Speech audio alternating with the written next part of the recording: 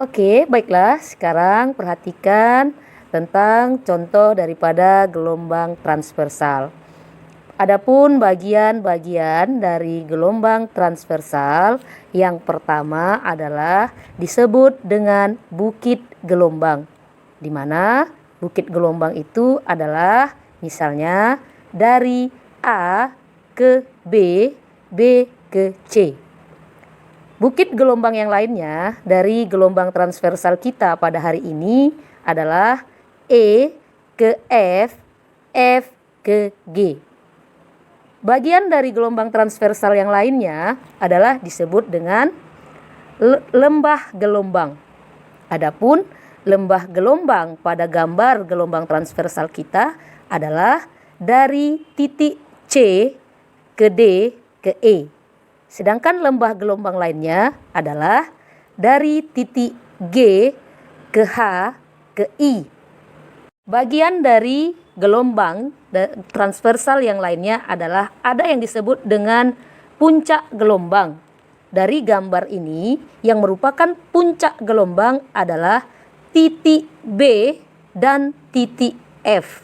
Selain itu, ada yang disebut dengan dasar gelombang. Dari gambar gelombang transversal kita ini yang merupakan dasar adalah titik D dan titik H. Berikutnya, bagian-bagian gelombang yang lainnya adalah titik A, titik C, titik E, titik G, dan titik I itu disebut dengan simpul gelombang.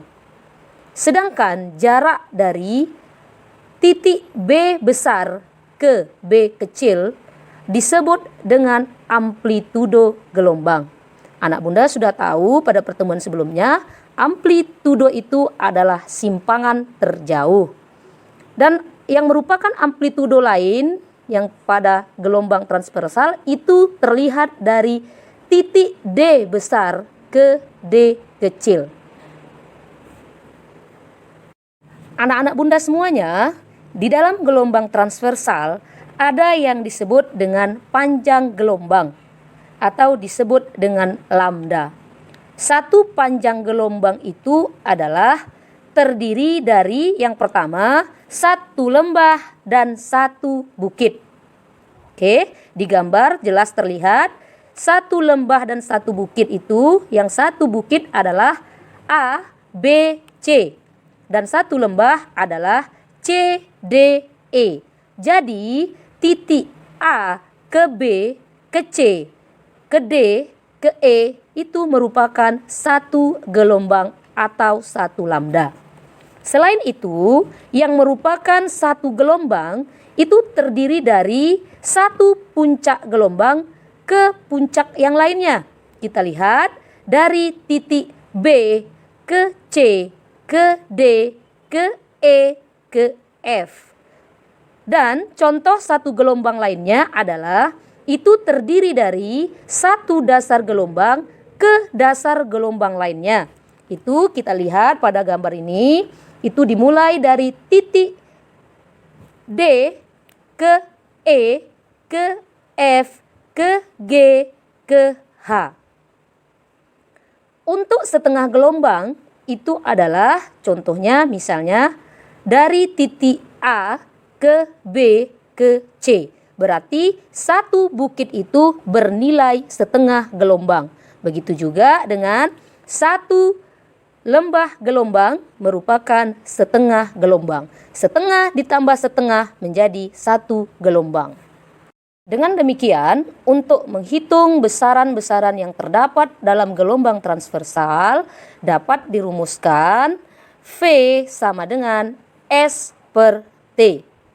Sedangkan untuk lambda sama dengan V per F. Dan lambda juga dapat dihitung dengan menggunakan rumus lambda sama dengan V dikali periode atau T. Adapun keterangan dari rumus kita, lambda adalah panjang gelombang, satuannya meter. V adalah cepat rambat gelombang, itu satuannya meter per sekon. F adalah frekuensi gelombang, satuannya adalah hertz. T adalah periode, satuannya adalah sekon.